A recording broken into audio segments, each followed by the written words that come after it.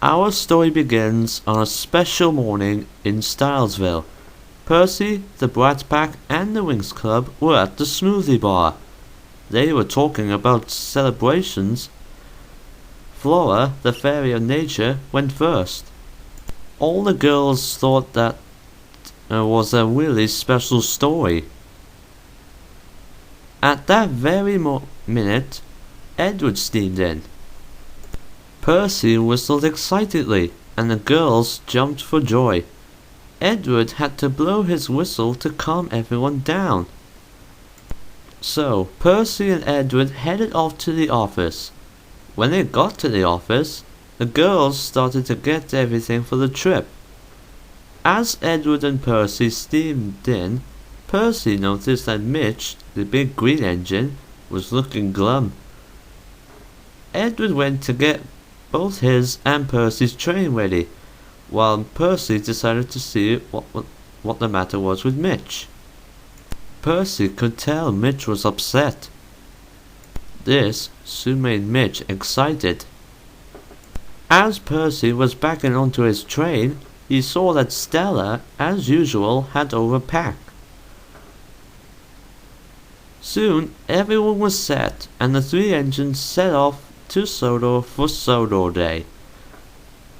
Meanwhile, on Sodor, the rest of the engines were working hard, getting everything ready for Sodor Day. Thomas was the most excited.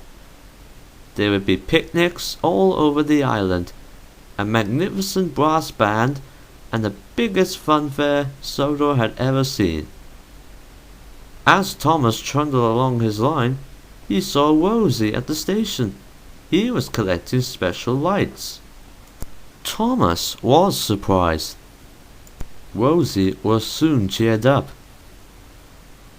And with that, Thomas watched Rosie cheerfully steamed away. And Thomas puffed away happily. Meanwhile, Edward, Percy, and Mitch pulled into Knapford with the girls. Sir Topham Hatt was waiting for them. So Mitch went to help Gordon with the express. Edward helped Emily to take supplies to the stations. And Percy took Tecna on a special mail run to deliver invites around the island. Later, Percy and Tecna met Stella, Musa, Bloom, Jade, and Yasmin at Knapford. Percy saw that Stella had an old train lamp. James steamed in, and when he spotted the lamp, he gasped. And before anyone could stop Stella, she rubbed the lamp so hard it shook James and Percy. Watch as smoke started forming. Musa started backing away. Jade ran to Percy, and Stella dropped the lamp. Suddenly, a flash, a diesel genie, appeared right in front of Percy and James. Percy looked over at James, but he had already steamed away. Meanwhile, James had met up with Thomas at Tidmouth. Sir Topham Hatt had important news. Just then, Bloom and Layla arrived. Bloom climbed into Thomas's cab, and Layla climbed into James, and with both engines tooting their whistles, the race was on. Soon, James and Thomas raced through the countryside. Whoever arrived at the wharf first will be given the special. And on they raced, faster than the wind and more daring than darting arrows. Back at Knapford, Percy was wondering how Gerald's lamp got all the way to Sodor. Anyhow, Thomas and James finally raced into the wharf. First, James was in front, then Thomas took the lead. The narrow gauge engines were amazed. The wharf was busy. Barges chugged, cranes swarmed, and trucks rattled and clattered. Flora and Chloe were waiting with the thing controller, Mr. Percival, at the wharf station. Chloe heard a whistle. Flora heard the same whistle that Chloe heard, and another whistle. Bloom, who was in Duncan's cab, hopped out and joined Chloe and Flora as they watched Thomas and James steam through the final bend.